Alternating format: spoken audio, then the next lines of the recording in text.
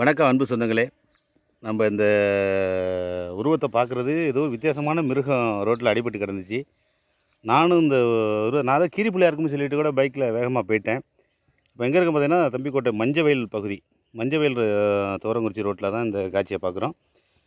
இதை வந்து பக்கத்தில் அருகாமையில் உள்ளவங்கள்ட்ட போய் சொன்னேன். ஏதோ ஒரு கீரி புள்ளை, பெரிய கீரி புள்ளையா அடிபட்டு கிடக்குன்னு சொன்னேன். அது ஒரு பெரியவர் சொன்னார், இது கீரி புள்ளை இல்லை, இது வந்து மரநாய்.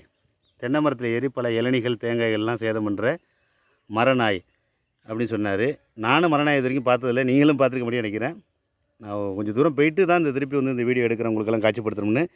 இதுதான் இந்த தென்னை மரத்துல எல்லாம் ஏறி இலைகள்லாம் பறித்து அதிக சேதப்படுத்துகிற வந்து மிருகம் மரநாய். பார்க்குறதுக்கே வித்தியாசமாக இருக்குது. கிட்டத்தட்ட ஒரு 10 15 கிலோ இருக்கும்னு நினைக்கிறேன். ஏதோ இரவு நேரத்தில் வாகன விபத்துலேயோ இதுலேயோ அடிபட்டு இறந்து கிடக்கு.